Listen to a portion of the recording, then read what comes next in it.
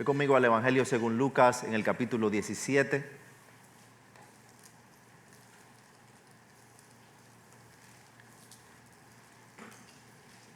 La semana pasada iniciamos una serie de 4 sermones, o por lo menos 4 sermones, titulada Discípulos del Reino, que está basada en los versículos del 1 al 10 de Lucas capítulo 17. Desde el capítulo 14 Jesús estuvo hablando a la multitud, a escribas, fariseos, personas que le acechaban, que buscaban matarle. Él confronta la hipocresía espiritual. Él hace ver lo que realmente trae gozo en el reino de los cielos. Y ahora en el capítulo 17, Él hace un acercamiento a un grupo más íntimo, sus discípulos, sus seguidores, personas que habían dejado todo para seguirle a Él. Y Él aquí nos hace ver cómo el ser parte del reino de Dios demanda un tipo de conducta. Cada reino tiene sus normas, cada reino tiene sus reglas, la manera como sus ciudadanos deben comportarse, y el reino de los cielos no es diferente. Si eres ciudadano del reino, el Rey soberano espera que te comportes de cierta manera. Así que voy a leer desde el versículo 1, que fue donde empezamos la semana pasada. Hoy vamos a cubrir solamente los versículos 3 y 4. El título del sermón de hoy es Perdón Restaurador, el corazón del discípulo del reino. Voy a leer Lucas 17, del 1 al 4. Jesús dijo a sus discípulos: es inevitable que vengan tropiezos, pero ay de aquel por quien viene. Mejor le sería si se le colgara una piedra de molino al cuello y fuera arrojado al mar que hacer tropezar a uno de estos pequeños. Hasta ahí llegamos el domingo pasado. Hoy continuamos versículos 3 y 4. Tengan cuidado. Si tu hermano peca, repréndelo, y si se arrepiente, perdónalo. Y si peca contra ti 7 veces al día y vuelve a ti 7 veces diciendo me arrepiento, perdónalo. Vamos a orar. Padre, sin duda alguna, como acabamos de cantar, nuestro anhelo es hacer tu voluntad, Señor. Señor, nos hemos deleitado en alabarte, Señor, en glorificarte, en exaltar tu santo y bendito nombre. Y ahora venimos con nuestros corazones expuestos ante tu palabra, sabiendo que, Señor, ella no busca acariciar nuestras emociones, sino confrontar nuestras intenciones. Líbranos de venir a tu palabra con los brazos cruzados, con la mente y el alma cerrada. Haznos discípulos que no solo conocen tus mandatos, sino que mueren a sí mismos y los obedecen. Muéstranos lo que hay en lo profundo del corazón. Muéstranos el orgullo que nos impide perdonar. Muéstranos la amargura que se puede disfrazar de justicia. Muéstranos el miedo que se puede ocultar detrás del silencio y el mismo orgullo detrás de la apatía, Señor. No permitas que pasemos este pasaje como espectadores religiosos, sino que haznos cirujanos del alma para que comencemos a evaluar nuestra propia alma, Señor. No queremos esquivar tu voz, por eso te suplicamos por tu ministración, por medio de tu palabra, Señor. Oramos en el nombre de Jesús. Amén. Si algo que yo he aprendido y voy aprendiendo cada vez más, es la realidad de que no hay comunidad sin perdón, ni perdón sin muerte al yo. No hay comunidad saludable, genuina, sin perdón, y no hay perdón real sin muerte al yo. Toda comunidad, familia, matrimonio, iglesia, se construye tras renunciar al orgullo y tras renunciar a mi derecho de venganza por algo que me hicieron. ¿Por qué? Porque la realidad, hermanos, es que nosotros somos pecadores y los pecadores pecan. Y cuando tú juntas pecadores en comunidad, no solamente van a pecar, sino que van a pecar los unos con los otros.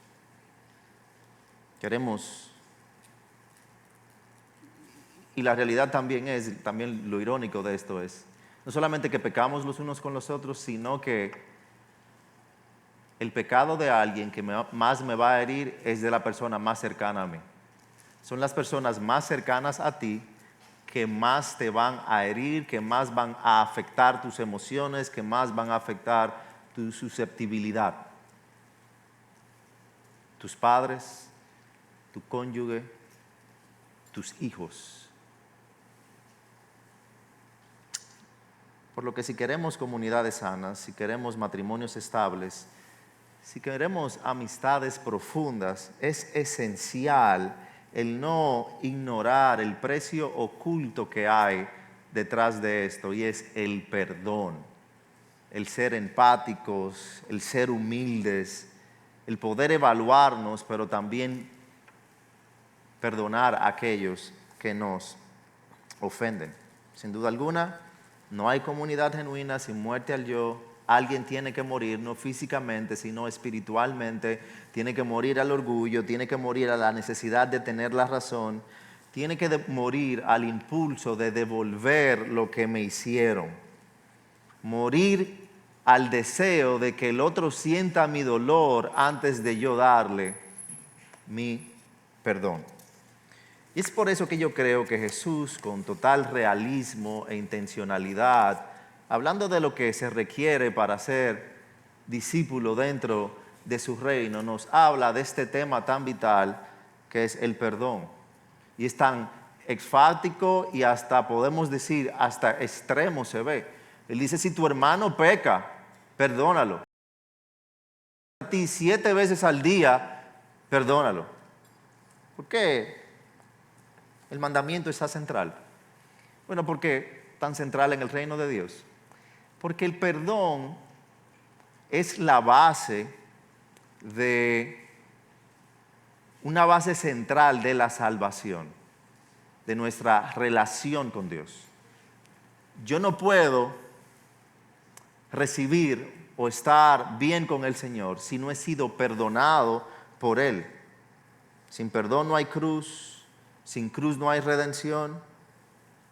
Y por lo tanto, ese mismo perdón que yo he recibido de parte de Dios, que me relaciona con Él, que me reconcilia con Él, el Señor espera que yo lo exprese. Yo creo que el perdón hace ver si realmente yo estoy en Cristo. Por eso el perdón no es una opción para los discípulos. Jesús no lo está presentando aquí como un consejo sabio. Él lo está presentando como un mandato que tú y yo estamos llamados a ser intencionales a obedecer. Hoy veremos cómo el ser discípulo del reino no solamente se basa en que amemos a Dios, sino que también se basa en que nos amemos los unos a los otros. Y eso implica que nos perdonemos los unos a los otros. Este texto presenta 3 actos de obediencia, 3 actos de obediencia que sostienen la comunidad del reino. 3 actos de obediencia que sostienen la comunidad del reino. Y estos 3 actos de obediencia, que no son de nuevo consejos sabios, son mandatos, están centrados en la base del perdón. El primer acto de obediencia importante en mí como discípulo del reino es vigilar el corazón. Vigilar el corazón. Del corazón fluye lo que haces, lo que eres. Jesús empieza diciendo aquí, tengan cuidado. En la Nueva Biblia de las Américas, en la Reina Valera dice, mirad por vosotros mismos, examínense, evalúense, considérense ustedes mismos. Eso habla de estar alerta, de ser constante, de ser intencional en evaluar, en examinar tu propia vida. No es algo de vez en cuando, es vigílense continuamente. Antes de hablar del pecado del otro, antes de considerar si perdono al otro, yo necesito considerar mi propio caminar delante de Dios. O sea que no es una mirada ocasional, es un verbo imperativo en presente, lo cual habla de constancia, de seriedad, de continuidad. No es opcional, es un mandato continuo que Él está dando. Y eso es algo que vemos en toda la narrativa bíblica. Continuamente en el Nuevo Testamento vemos versículos de examinarse, de considerarse, de evaluar cada uno su propia vida. Segunda de Corintios 13:5 dice, examinaos a vosotros mismos. Primera de Timoteo capítulo 4 versículo 16, Pablo le dice a Timoteo, ten cuidado de ti mismo. En Mateo capítulo 26 versículo 41 el Señor dice, velad continuamente. ¿Por qué esa vigilancia, esa constancia es tan importante en la vida de aquel que es discípulo del reino? Porque lo que no consideramos continuamente en nosotros mismos se puede volver un amo silencioso de mi vida, algo que opera tras las sombras y me puede llevar a confundir mi caminar. Se camufla detrás de hábitos, de reacciones automáticas y justificaciones piadosas. Tú y yo tenemos un corazón que ha sido contaminado por el pecado y por esa realidad necesitamos ser vigilantes de nuestro propio corazón. Hay motivaciones muchas veces mezcladas que se esconden detrás de decisiones aparentemente nobles. Hay narrativas internas que se convierten, que hacen que yo me convierta siempre en la víctima y que el otro siempre sea el malo. Yo siempre soy el justo, el otro es injusto, yo siempre soy el bueno, el otro siempre es el malo. Muchas veces esas intenciones de engaño de nuestro propio corazón, aunque yo sea creyente, me lleva a ver las cosas fuera de la realidad. Por eso yo creo, y tal vez resumiendo eso, que el problema del perdón rara vez comienza con la magnitud del agravio o de la ofensa, sino con la fragilidad de mi yo. El problema del perdón muchas veces no se trata de lo que me hicieron, sino de que mis emociones fueron afectadas, mi orgullo fue afectado. Y sobre todo en una sociedad que mezcla la identidad con las emociones, que falsamente, erróneamente enseña que lo que tú sientes es lo que tú eres, esto se vuelve entonces un problema aún mayor. Jesús sabe esto. Por eso no solamente dice que evalúes el caminar del otro, pero dice, antes de hablar de perdón, antes de hablar de reconciliación, tienes que examinar tu propia vida, tienes que considerar tu propio caminar, tienes que considerar tus propias intenciones. ¿Realmente lo que me hicieron fue tan grave? ¿Realmente lo que están haciendo es pecado? ¿Estoy yo tratando de remediar lo que el otro está haciendo porque fui afectado en mis emociones o porque realmente la persona no está actuando de una manera que le agrade al Señor? Jesús sabe que sin atención constante terminamos confundiendo la conciencia con el orgullo, la susceptibilidad con la santidad, la venganza con la justicia. Y así nos volvemos jueces fácilmente en nombre de la santidad, cuando en realidad lo que estamos buscando defender es nuestro propio ego. No es solo reprender al otro, no solo corregir al otro, es ver si mi espíritu ha sido crucificado con Cristo antes de yo abrir la boca, para no terminar confundiendo el enojo con la verdad. ¿No te pasa muchas veces que a veces vienes donde alguien a corregirle algo o reaccionas ante algo que te hicieron y varios días después te preguntas, ¿y por qué yo reaccioné como reaccioné? Como que la cosa no fue tan grave para yo reaccionar así. O que alguien que está a tu lado y te ve reaccionar por algo que te hicieron, te dice, mira, pero cálmate, porque realmente no fue tan grave como tú lo estás poniendo. Yo creo que una ilustración de eso, que nos hace ver la susceptibilidad en que el corazón engañoso nos lleva, o para ponerlo tal vez más en nuestro lenguaje, la ñoñería con la que el corazón nos lleva y nos lleva a centrarnos erróneamente. Lo vemos en Génesis capítulo 4. Yo mencionaba la experiencia de Caín cuando fue confrontado por el Señor, que le dice al Señor la semana pasada, ¿acaso yo soy guarda de mi hermano? En Génesis capítulo 4, versículos 6 al 7, después vemos que después de la caída, Adán y Eva tuvieron varios hijos. 2 de estos fueron Caín y Abel.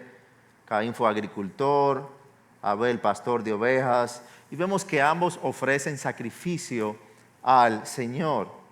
Pero por alguna razón, y a la luz de Hebreos capítulo 11, versículo 4, sabemos que el Señor no se agradó del sacrificio, de la ofrenda que le dio Caín.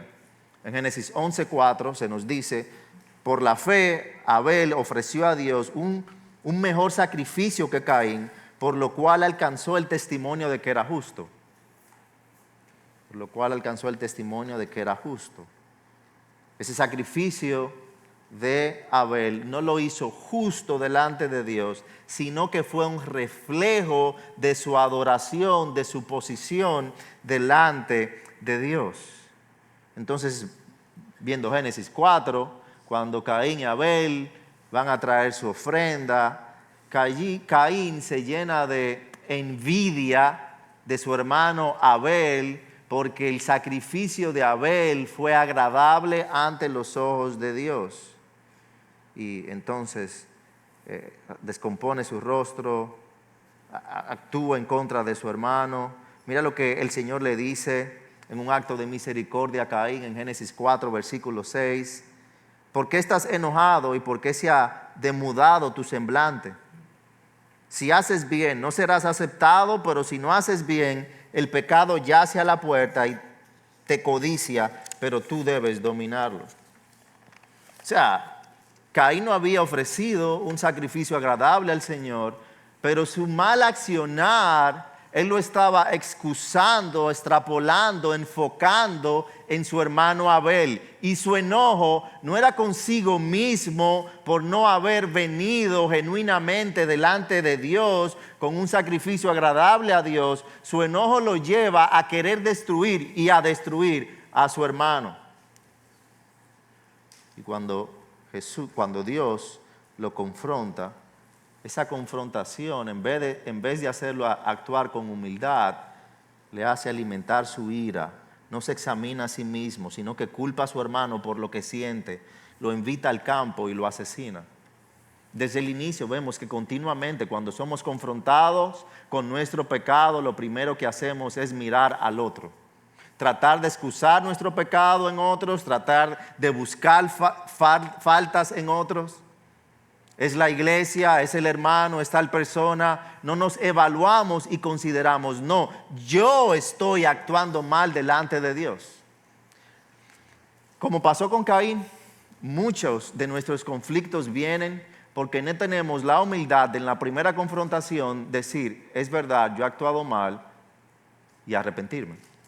Sino que hacemos algo más grande de lo que debe ser, porque nos guiamos por el orgullo y nos volvemos ciegos ante nuestra propia falta. El orgullo de Caín fue silencioso, pero fue letal, porque Caín mató a su hermano Abel. Y ahí te pregunto, ¿qué pecados estás tolerando en ti que ya no puedes ver porque los has disfrazado de convicción espiritual? ¿Con qué frecuencia examinas tu corazón? ¿Qué tanto estás buscando excusa y justificación por tu accionar en tu hermano, en otra persona? ¿Qué tan humilde estás siendo delante de Dios con tu propio pecado? Jesús dice, volviendo a Lucas 17, tengan cuidado de vosotros mismos, examínense a ustedes mismos, considérense a ustedes mismos. Antes de reprender al hermano, no actúes como Caín, sino que vigila tu propio corazón. Y nosotros tenemos un gran privilegio, es que Dios no solamente nos dice que hagamos eso, sino que Él en su gracia, en su misericordia, viene a morar en nosotros y su Espíritu Santo nos da convicción de pecado. Amén. Por eso Él nos dice, tengan cuidado de vosotros mismos. Es más fácil ver la falta de los demás y no la tuya. Y cuando uno está mal, mi hermano, no hay que buscar justificación, no importa lo que el otro hizo, uno tiene que arreglar su condición, su caminar delante de Dios. Tristemente uno ve en las iglesias personas que cuando son confrontadas con su pecado, prefieren alejarse del Señor, prefieren alejarse de la iglesia. Yo no creo en la iglesia porque empezaron a decir, se empezó a hablar, vieron tal cosa. ¿Tú sabes qué es eso? Orgullo disfrazado de justicia. No se trata del otro primero, se trata de considerar tu propio caminar primero. Luego de ver, y hay una frase importante que recordarte. Tal vez lo que más obstaculiza tu obediencia al llamado de Cristo a perdonar no es la gravedad de la ofensa, sino la idolatría de tu yo. Tal vez lo que obstaculiza tu obediencia al llamado de Cristo a perdonar no es la gravedad de la ofensa, sino la idolatría de tu yo. Esa frialdad que tienes con esa persona, en esa relación, eso que no te hace mover, que no hace que superen lo que ha pasado, es tal vez no tanto por lo que te hicieron, sino porque tu yo, tu orgullo fue tan afectado que no quieres ceder, que no quieres buscar la reconciliación, que prefieres quedarte con tu orgullo y autoengañarte. Bueno, ya yo hice lo que me tocaba, o allá él o allá ella. Mientras no estemos dispuestos a morir a nosotros mismos, seguiremos siendo retenedores de perdón, seguiremos juzgando motivos, seguiremos defendiendo el dolor como si fuera justicia. Pero déjame recordarte, no puedes ser discípulo de Cristo con un corazón armado, endurecido. No puedes abrazar la cruz con puños cerrados. Según lo que Jesús nos va a continuar diciendo aquí, una marca esencial del discípulo de Cristo es el perdón, porque solamente piensa esto. ¿Reaccionó Dios contigo de la manera que tú reaccionas con tu hermano cuando te ofende? Con la ofensa que tú le has hecho a Dios, que continúas haciendo, con tu pecado, cómo le diste la espalda, cómo lo ignoraste, cómo continuamente te vas en contra de su palabra. ¿Reacciona a Dios de la misma manera que tú reaccionas con otros cuando te ofenden? Dios fue intencional, seriamente intencional y sacrificial. Tanto así que envió a su único hijo para reconciliarte con Él. Tú no diste el primer paso para acercarte a Dios. Dios dio el primer paso y Él te llamó y te continúa llamando. El Evangelio se trata de que somos más pecadores de lo que jamás imaginamos y más amados de lo que jamás soñamos. Eso destruye el orgullo y al mismo tiempo me debe hacer a mí alguien que busque el perdón restaurador. Cuando yo entiendo esa realidad, que soy más pecador de lo que yo pensaba y soy más amado en Cristo de lo que yo pudiera soñar, entonces eso me debe a mí dar la humildad y la libertad de no tomar todas las ofensas como ataques personales. Yo puedo ser corregido sin molestarme, puedo perdonar sin alejarme, porque no estoy buscando defenderme, sino que estoy buscando reflejar el perdón y el amor que Cristo me ha dado a mí. Por eso dijo John MacArthur, no somos más como Cristo que cuando perdonamos. Somos más como Cristo que cuando perdonamos. ¿Qué te hiere más? ¿Que pequen contra ti? ¿O que tu hermano esté alejado de Dios? ¿Estás velando más por tus emociones que por restauración genuina. Y eso se ve en tu vigilancia continua, en cómo te consideras, en cómo te examinas continuamente. Un corazón vigilado está listo para amar con verdad. Un corazón vigilado está listo para amar con verdad. O sea que el primer acto de obediencia que sostiene la comunidad del reino es vigilar el corazón. El segundo es confrontar el pecado. Confrontar el pecado. Luego de que te vigilas a ti mismo, nos dice aquí en la primera parte del versículo 3, ahora sí puedes proceder. Luego de que te examinas, puedes venir donde tu hermano. Si tu hermano peca, segunda parte del versículo 3 de Lucas 17, si tu hermano peca, ve y repréndelo, repréndelo. Esa palabra utilizada ahí, reprender, es un verbo también imperativo, que es una orden clara y puntual, no es opcional, no es una sugerencia para cuando te sientas cómodo, no es solamente con aquellos que quieras hacerlo, es algo que debe ser una realidad dentro de los ciudadanos del reino de Dios. Es un llamado espiritual a todo discípulo del reino a confrontar el pecado. Es decir, Jesús no está ofreciendo una sugerencia para quienes se sientan preparados emocionalmente, para quienes tienen una personalidad que puede confrontar. No es un llamado solamente para el liderazgo, no es un llamado solamente para los pastores. Él no está diciendo repréndelo si tienes el don de exhortar, no está diciendo repréndelo si tienes suficiente confianza con él.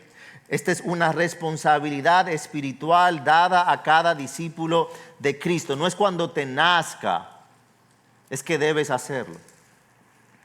Debes venir con cuidado delante de tu hermano, buscando principalmente la restauración de tu hermano. La meta no es tu descomprensión emocional, sino la transformación del otro. No es que quedes bien, no es que se haga lo que tú quieres, es que tu hermano, aquel que es cociudadano contigo del reino, pueda vivir según los mandatos del rey. Es venir en humildad, con mansedumbre, delante de tu hermano y llevarlo a la palabra de Dios para que su vida sea conformada a la palabra de Dios. Dos pasajes de los cuales vamos a deducir algo que nos enseñan sobre eso, porque eso no está dado para que nosotros lo apliquemos como queramos. Si vas, por ejemplo, a Mateo capítulo 18, Mateo capítulo 18,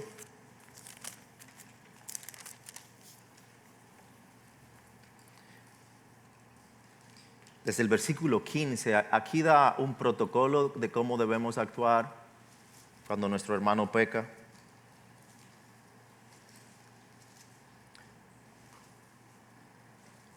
Dice Mateo capítulo 18, versículo 15, si tu hermano peca, en la Reina Valera dice, si tu hermano peca contra ti, el contra ti no está en todas las versiones como la Nueva Biblia de las Américas, porque no se encuentra en todos los manuscritos. Pero independientemente de él, sentir es el mismo si tu hermano peca. Si pecó contra ti o no, ya ha pecado. Si tu hermano peca, ve y repréndelo, la misma palabra, a solas. Si te escucha y has ganado a tu hermano, si te escucha, has ganado a tu hermano. Pero si no te escucha, versículo 16, lleva contigo a uno o dos más para que toda palabra sea confirmada, por boca de dos o tres testigos. Y si se rehúsa a escucharlos, dilo a la iglesia. Y si también rehúsa escuchar a la iglesia, sea para ti como el gentil y el recaudador de impuestos. Hay un protocolo que yo debo seguir cuando mi hermano peca. De nuevo, no sugerencias, son imperativos que están ahí. Y vea Colosenses capítulo 6. En Colosenses capítulo 6,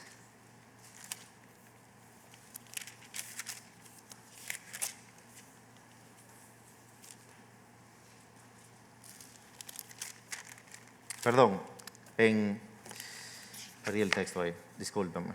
no Colosenses capítulo 6. Discúlpenme que mi mente hoy está un poco confusa por falta de dormir. No Colosenses capítulo 6, Gálatas capítulo 6. Gálatas capítulo 6. No fue que yo hice un capítulo extra de Colosenses. En Gálatas capítulo 6, en el versículo 1, hablando de la misma realidad. ¿Por qué se habla de esta realidad tan continuamente en las Escrituras? Porque somos pecadores y los pecadores pecan los unos contra los otros. La iglesia no exime de eso. No hay ninguna iglesia donde las personas no pequen ni se afecten los unos a los otros. La única diferencia es que aquellos que somos creyentes estamos siendo santificados, y el ser santificado, esa santificación progresiva, implica que vamos a ver nuestras faltas. Ya no estamos viviendo en libertinaje sin importarnos el pecado, ya nos consumimos, nos afecta y por lo tanto queremos cambiar. En Gálatas capítulo 6, hablando de eso, en el versículo 1 dice Pablo: hermanos, aun si alguien es sorprendido en alguna falta, ustedes que son espirituales, restáurenlo en un espíritu de mansedumbre, mirándote a ti mismo, no sea que tú también seas tentado. O sea que hay un protocolo y hay una actitud con la que debemos venir. En base a esos dos versículos y añadiendo algunos aquí, yo te voy a dar algunos principios de lo que no es una reprensión bíblica y de lo que es. Y quiero dar lo que no es porque muchas veces aprendemos cómo es sabiendo lo que no es. Y podemos corregir la manera como lo hacemos. En base a lo que vemos en la Biblia, número 1, una reprensión bíblica no es un desahogo disfrazado de santidad. No es un desahogo disfrazado de santidad. No es un canal para yo descomprimir mi ira, ni un pretexto santo para yo decir lo que me tiene enojado, reprimiendo mis emociones. Es decir, si el acto de corregir se convierte en tu válvula de escape, no estás buscando restaurar al hermano, estás buscando desahogarte. Y aunque uses versículos, aunque uses frases impactantes o hasta frases bíblicas, lo que no sale de ti, lo que sale de ti no es redención, es resentimiento. Corregir a tu hermano no te da permiso para tratar de herirlo, en base a que estás diciendo la verdad. Bueno, si genuinamente yo con mansedumbre estoy viniendo y claro está, la confrontación nos afecta y eso pasa, pero no es una excusa para yo venir a decirle lo que yo le quiero decir a ese hermano. No puedes lanzar la palabra como un dardo solo porque es verdad. La verdad sin control, sin oración, sin amor, se vuelve brutalidad espiritual. O sea que, como siempre les digo, es un balance de gracia y verdad. No es solo decir la verdad. Sabemos muy bien, no solamente que nos digan las cosas, es la actitud con la que alguien te puede decir algo que te puede herir. Jesús no dice repréndelo si estás harto. Sino repréndelo como un acto de gracia restauradora. El fin del perdón no es que yo me sienta bien ni que mi hermano se sienta bien, es que sea restaurado. ¿Entiendes? Y que sea restaurado no es solamente decir la verdad, es que sea restaurado y que nuestra relación sea restaurada. O sea, que no se trata de corregir para sentirme mejor, porque entonces no estoy buscando sanar con eso, me estoy buscando descargar. Número 2, no es hablar de la persona a otros en lugar de hablar con la persona. No es hablar de la persona con otros en lugar de hablar con la persona. La corrección bíblica, como vimos en Mateo capítulo 18, inicia conmigo y mi hermano, con una conversación valiente, con un comentario honesto. Jesús no llama a ventilar el pecado del otro, sino a confrontarlo con amor y verdad, con gracia y verdad. Hablar de la persona en vez de hablar con ella, aunque lo hagas con peticiones de oración, aunque lo hagas desde la mejor intención, eso es una desobediencia piadosa. Suena espiritual, pero es realmente un tanto cobarde. Cobarde. ¿Por qué? Porque es más cómodo yo hablar con otro, me hace sentir en un lugar más seguro, porque muchas veces tú sabes qué es, que no queremos evitar la confrontación porque es incómoda. Yo hablar con alguien y reprenderlo. Pero la verdad bíblica no huye al encuentro, la abraza con amor. La abraza con amor. Número 3. No son indirectas disfrazadas de celo. No son indirectas disfrazadas de celo. No se trata de lanzar bombas y frases en línea, en internet, en mi estado de WhatsApp, decirlas para mandar indirectas. Ah, mira, él lo vio, él lo leyó, ahí está, lo reprendí. La reprensión bíblica comienza con un rostro, con un nombre, con una persona, con una reunión, con una conversación. Una indirecta es de hecho una forma pasiva de agresión que de nuevo busca evitar la confrontación porque nos sentimos más cómodos. Usamos indirectas porque creemos que el otro no se dará cuenta que realmente lo estoy diciendo por él o para él. Porque prefiero mantener la imagen de pacificador y no tener esa conversación difícil. Pero Jesús no está diciendo aquí cuando dice repréndelo. No está diciendo pon una historia en Instagram, no está diciendo pon un estado en WhatsApp. Dice ve y repréndelo. En Mateo 18, ve y él y tú a solas habla con él. Eso es valentía espiritual. Una indirecta no es amar a tu prójimo. Número 4, no es imponer tu verdad sin escuchar con mansedumbre. No es exponer tu verdad sin escuchar con mansedumbre.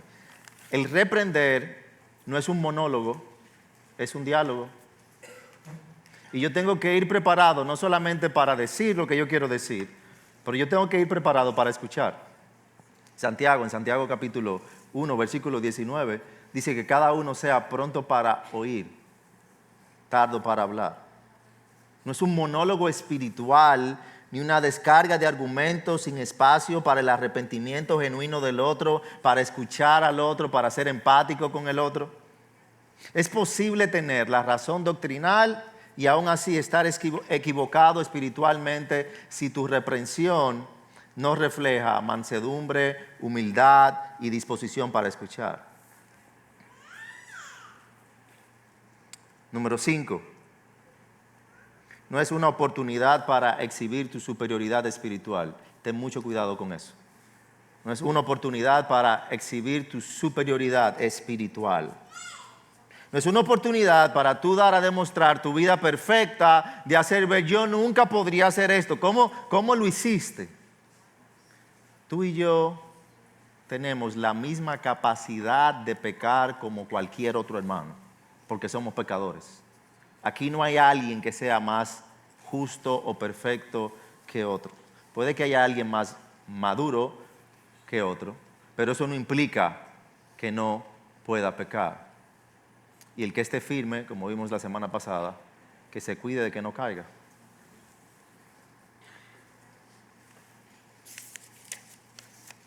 Yo hice 10 de esos, pero los corté porque se está extendiendo mucho. Pero la idea es que podamos no hacerlo desde una perspectiva centrada en el hombre, porque nos solemos ir a los dos extremos y yo los he visto los dos. Una de que queremos venir con el martillo y somos los profetas y queremos como, sobre todo cuando nuestras emociones son afectadas, yo le voy a decir 3 cosas, santa, pero se la voy a decir. Esa es una. Y otra es de que, bueno, yo no soy juez para juzgar a nadie y veo y me callo. Eso no es bíblico, eso no es lo que la palabra enseña. Si tu hermano peca, ve y repréndelo, está diciendo. Lo que te da un protocolo, una forma de cómo debes actuar. Ahora, ¿cómo procedo a una reprensión bíblica? El lado positivo de esto. Ok, esto no es lo que debo hacer. Si lo estoy haciendo, debo arrepentirme de eso. Ahora, ¿cómo debo proceder? Número uno, recuerda que el confrontar con el pecado es una batalla espiritual. Necesitas orar y examinar tu propia vida, como acabamos de ver en el principio del versículo 3 de Lucas 17. Mateo 7, el Señor dice: ¿por qué miras la paja en el ojo de tu hermano y no ves la viga en el tuyo? Eso no implica que no debes ir donde tu hermano, implica que tienes que considerarte y tienes que orar. Ora por gracia, ora por paciencia, ora por discernimiento, ora por sabiduría para la restauración de tu hermano. Señor, pon misericordia en mí, pon gracia.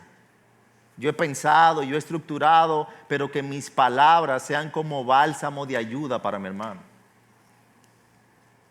Número 2, de nuevo, y he repetido esto varias veces, recuerda que la intención es restaurar. No es que tú te sientas bien, no es que se haga lo que tú quieras, es que tu hermano sea restaurado en su comunión con Dios y en su comunión contigo si la relación fue lacerada. Confrontamos porque amamos en Cristo, no porque nos hirieron. Número 3, ve con mansedumbre, no con arrogancia, como vimos en Gálatas capítulo 6.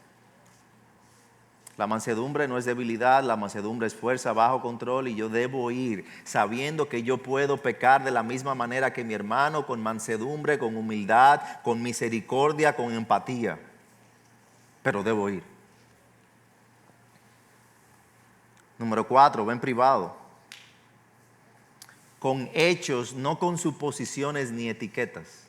No es que yo pienso, no es que yo estoy juzgando las intenciones tuyas que no veo, es con los hechos.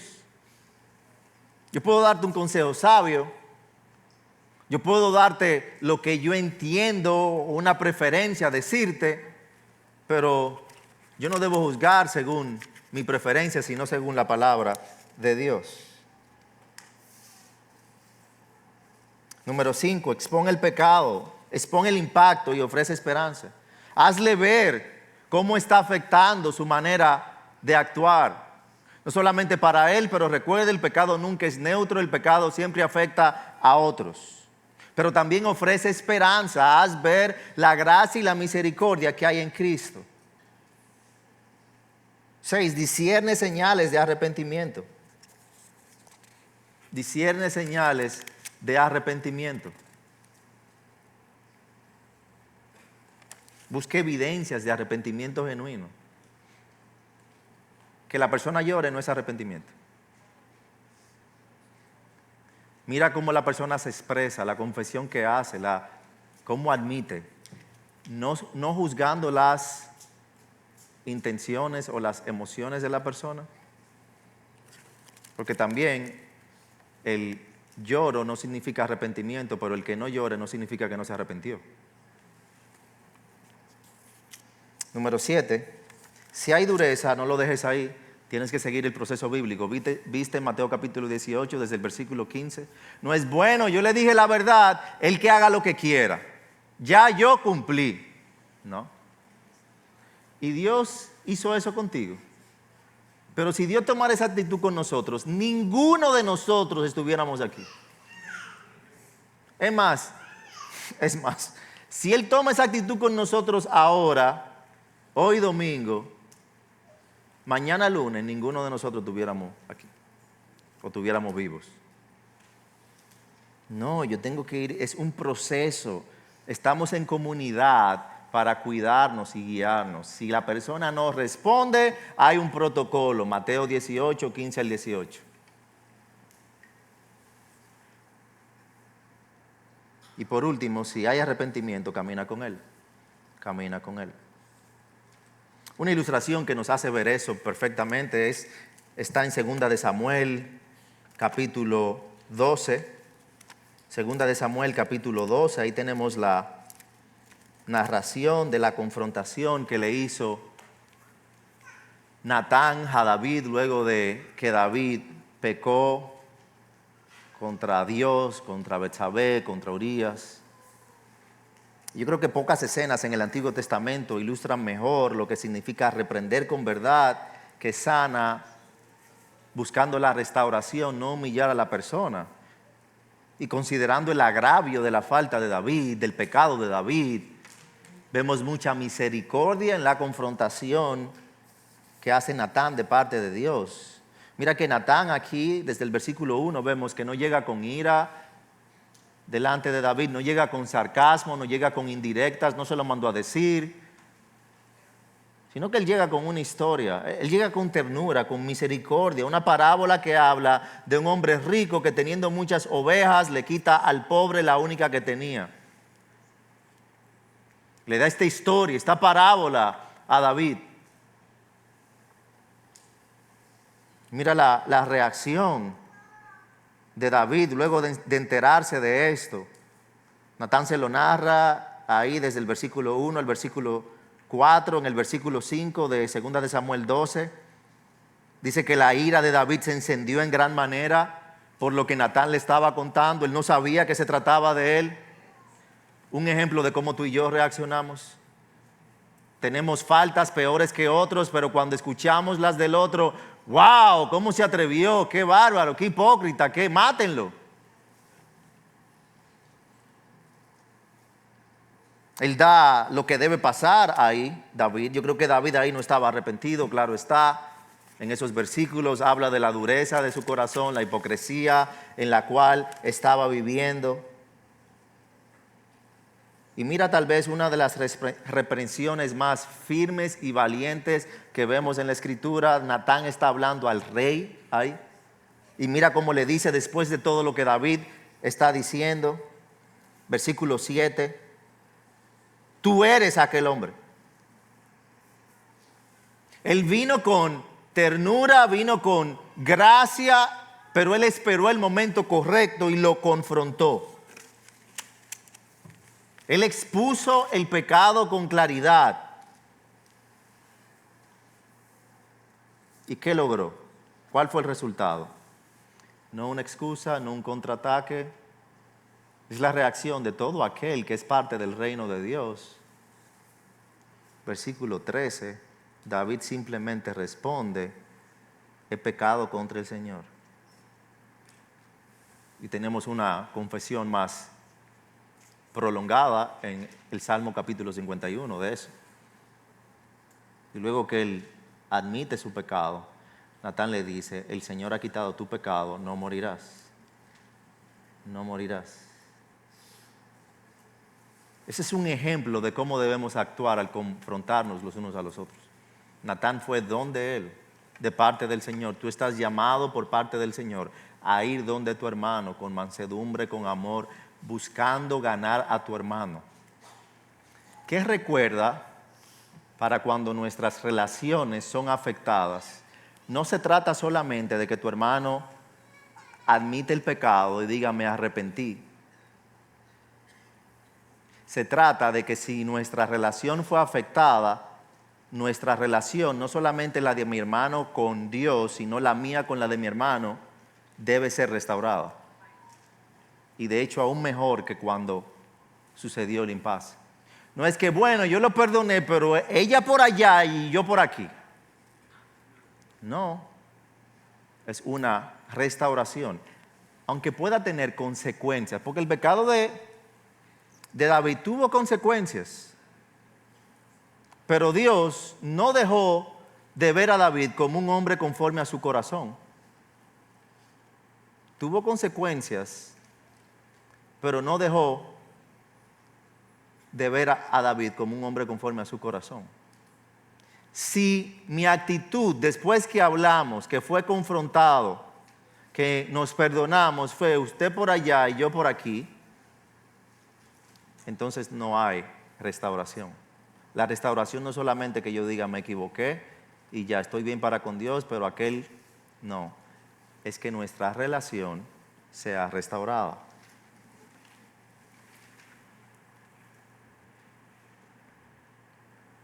Eso nos lleva a un último punto del sermón,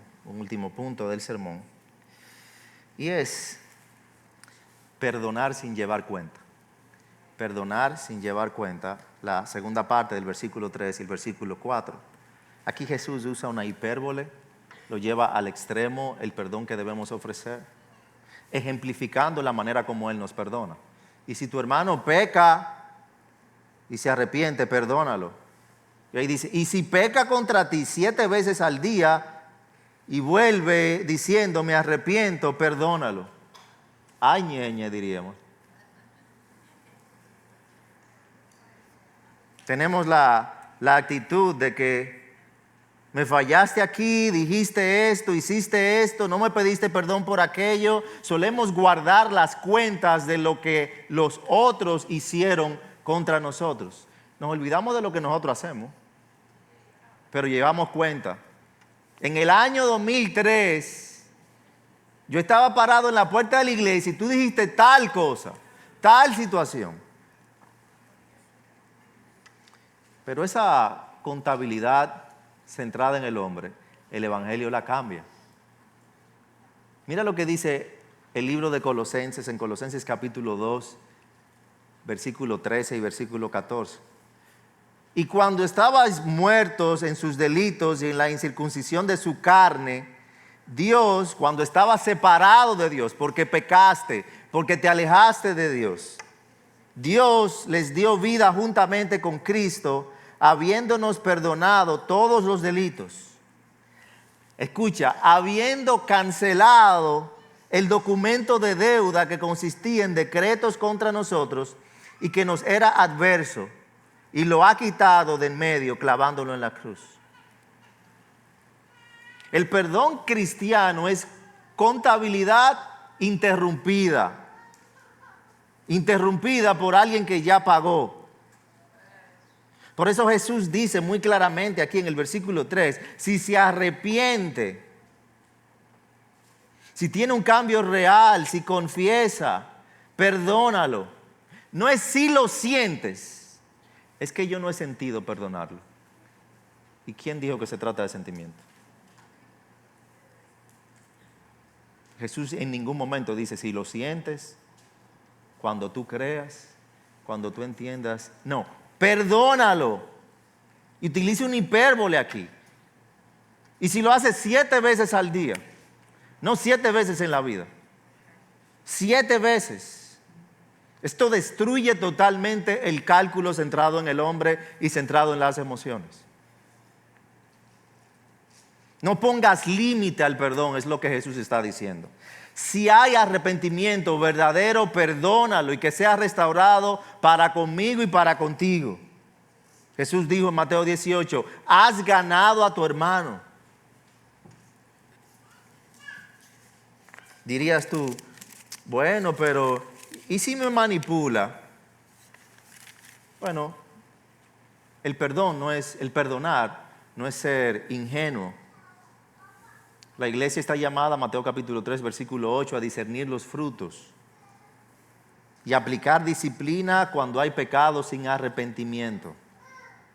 No es que la persona diga, bueno, perdóname si te ofendí. No, es que haya arrepentimiento, que haya arrepentimiento genuino. Y si vuelve a fallar, Jesús dice, si pega contra ti 7 veces al día, no que lleves cuenta. Es un extremo que está poniendo aquí. No le pongas límites, está diciendo. Basado en eso, entonces, algunas señales de arrepentimiento genuino. Señales de arrepentimiento genuino. Número 1, confesión sin excusas. Pequé, no si te ofendí, no si tal vez lo hice. Yo pequé, yo lo he hecho, admitió. David, cuando fue confrontado por Natán, primero no lo admitió, después que fue confrontado, dijo, he pecado, primero contra Dios, lo dijo. Él había pecado contra Urías, contra Betsabé, contra el pueblo, pero sobre todo había pecado contra Dios. Asume consecuencias sin manipular el proceso. ¿Puede haber consecuencias? Sí, el pecado tiene consecuencias. La gracia no quita las consecuencias. No es como castigo punitivo, pero son consecuencias por tu accionar de cierta manera. Cambio observable de hábitos, relaciones, rendición de cuentas. No es que bueno, sí, yo acepto, pero me alejo. No. De hecho, cuando una persona se aleja, te hace ver el orgullo, el corazón endurecido, la falta de sometimiento a Dios. Busca reparación donde es posible. Perseverancia cuando nadie mira. Si esas señales son aparentes, no hay otra que tengas que perdonar. No hay otra que tengas que perdonar. Y fíjate que Jesús en Mateo capítulo 5 lleva eso a una dimensión más profunda para hacer ver la seriedad y la importancia del perdón. En Mateo capítulo 5, desde el versículo 23, mira lo que inclusive Jesús dice. Por tanto, si estás presentando tu ofrenda al altar, Mateo 5, 23, y allí te acuerdas que tu hermano tiene algo contra ti, deja tu ofrenda allí delante del altar y ve, reconcíliate primero con tu hermano y entonces ven y presenta tu ofrenda. Deja tu ofrenda allí delante del altar y ve, reconcíliate primero con tu hermano y entonces ven y presenta tu ofrenda. Aquí el Señor deja ver que el perdón no es solamente un asunto horizontal, relacional entre nosotros. Es algo vertical. Es un asunto de adoración. Es un asunto de mi relación con Dios. Porque si Dios mismo obró de tal manera para reconciliarse con los hombres, ¿cómo los hombres no pueden obrar para reconciliarse entre ellos? Tú puedes cantar, tú puedes servir, tú puedes ministrar, pero si guardas rencor, esa adoración está incompleta.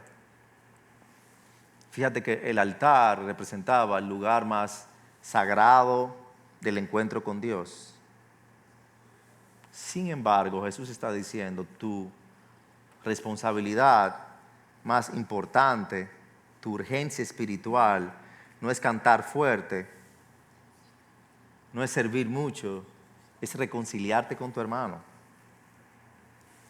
No puedes levantar manos santas si tu corazón lleva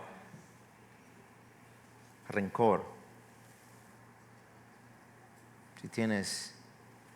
Si retienes una deuda que ya fue cancelada en la cruz.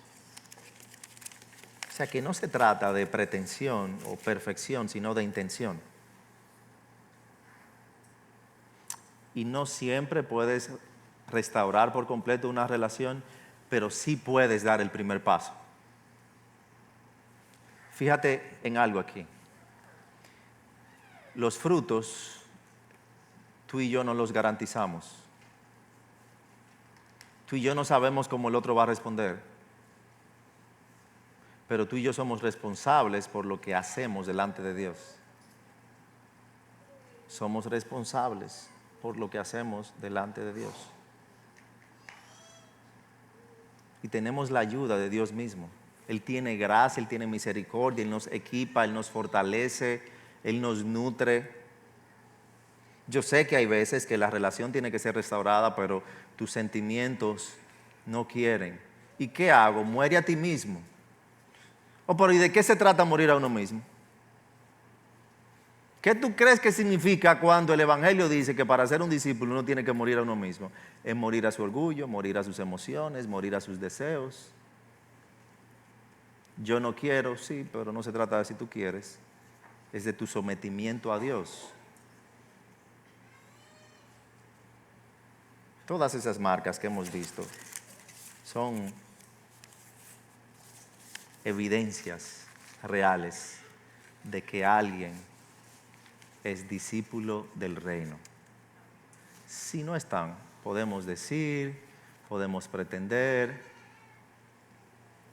pero lo que no es, no es.